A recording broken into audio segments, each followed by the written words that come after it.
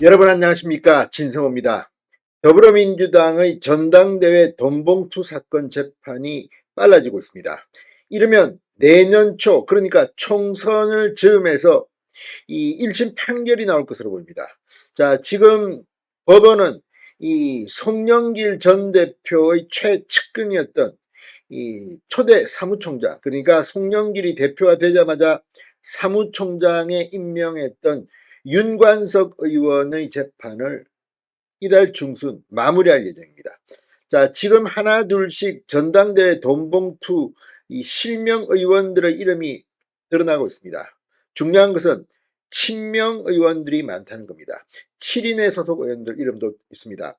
자, 이건 이 송영길 전 대표가 비주류였기 때문에 당시 주류였던 친문계가 아니라 친이재명계 의원이 이 송영길 돈봉투 사건에 그만큼 다수가 개입됐다는 겁니다.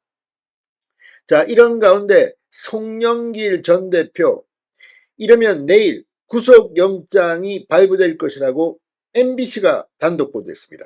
무슨 일인지 모르겠습니다. MBC가 지금 개과천선했는지 아니면 다른 의미가 있는지는 모르겠습니다.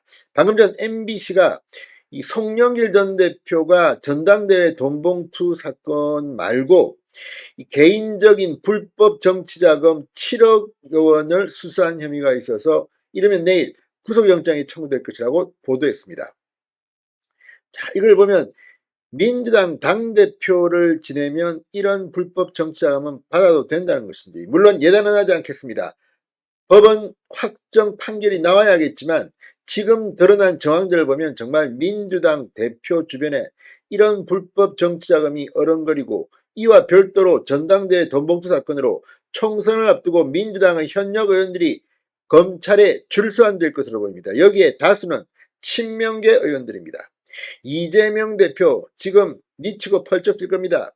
가뜩이나 이 전당대회 돈봉투 살포 의혹으로 탈당의 무소속인 송영길, 아마 송영길이야말로 지금은 이재명 대표를 만들어준 1등 공신일 겁니다.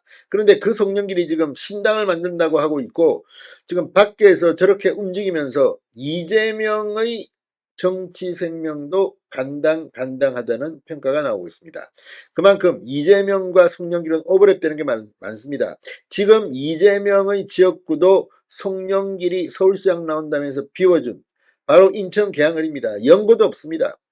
자, 여기에 대해서 법원은 어떤 판단을 최종적으로 낼까요?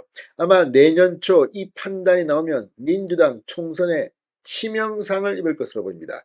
진성호의 융단 폭격 시작합니다. 송영길 전 더불어민주당 대표를 융단 폭격합니다. 방송에 앞서 아직 진성호 방송의 구독자가 아니신 분은 붉은색 구독 버튼 눌러주십시오. 더 좋은 방송으로 보답하겠습니다. 자, 검찰이 송영길 전 민주당 대표가 외곽 후원단체, 후원조직을 통해 받은 불법 정치자금 액수가 7억 원에 달하는 것으로 보고, 이르면 내일 송영길 전 대표에 대해서 구속영장을 청구하기로 했다고 MBC가 방금 전 보도했습니다. 자, 서울중앙지검 반부패수사 2부 송영길 전 대표가 지난 2020년과 2021년 무렵 자신의 외곽 후원조직 평화와 먹고 사는 문제연구소 이 후원금 명목으로 7명으로부터 모두 7억 원의 불법 정치자금을 받은 것으로 잠정 결론 내렸습니다. 검찰은 앞서 2020년 1월부터 이듬해 8월까지 3억 원 가까운 정치자금을 건넨 혐의로 박용화 전 여수상공회의소 회장을 압수수색한 바 있으며, 박 전 회장 외에도 후원자 6명이 4억 원 정도의 돈을 건넨 사실을 확인했습니다.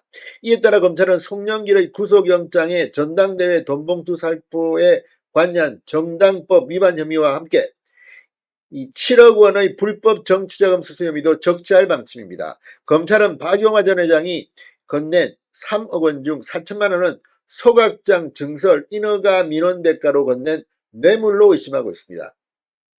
구속영장에 뇌물죄까지 적용할 수 있을지 검토하고 있는 것으로 전해졌습니다.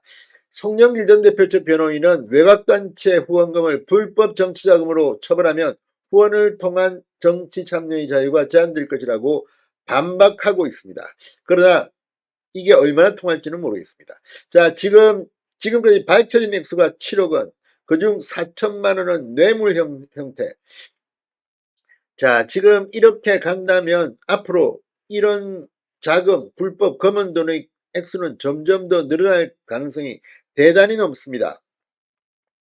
자, 지금 송영길 전 대표 파리에서 돌아오자마자 자진 출두를 2번이나 하고 쇼를 하더니 정작 검찰에 소환되자 묵비권 진술을 거부했습니다. 그런데 이 송영길뿐만 아니라 이 송영길 전당대회 이 돈봉투 의혹이 앞으로 총선을 앞두고 민주당 현역 의원들을 강타할 것으로 보입니다. 자, 이 법원은 내년 초 돈봉투 의혹 사건에 대한 첫 판결을 내릴 것으로 예상됩니다. 윤관석 무소속 의원의 재판이 다음 주 마무리되기 때문입니다. 자, 윤관석 무소속 의원은 정말 한때 최고의 힘이 있다는 사무총장, 송영길 대표가 취임하자마자 사무총장에 임명할 만큼 신임을 받던 인물이었습니다. 서울중앙지법 형사합의 21-2부 김정곤, 김미경, 허경무 부장판사는 정당법 위반 등 혐의로 기소된 윤 의원과 강래구 전 한국수자원공사 상임감사위원의 최종 변론을 오는 18일 진행하고 재판 절차를 종결할 계획이라고 방금 전 밝혔습니다. 자, 재판부는 검찰이 공소장에 적시한 윤 의원이 국회의원들에게 살포할 돈봉투 마련을 지시, 권유, 요구했다는 혐의와 관련해 지시, 권유, 요구 중 어디에 해당하는지 검찰의 입장을 명확히 해달라고 주문했습니다. 검찰은 그중 하나에 해당한다는 취지인데 권유로 특정해 공소장을 변경하는 것을 검토해 결심 공판에서 입장을 밝히겠다고 했습니다. 자, 아무튼 이제 이 돈봉투 사건의 판결도 점점 가까워지고 있습니다. 아마 총선의 즈음에서 이 판결이 나올 것으로 예상됩니다. 이재명 대표는 그 전에 당대표직에서 물러날 가능성이 높아 보입니다. 아무튼 민주당은 왜 이리 썩은 내가 진동하는 것인지. 진성호의 융단 폭격이었습니다. 여러분 감사합니다.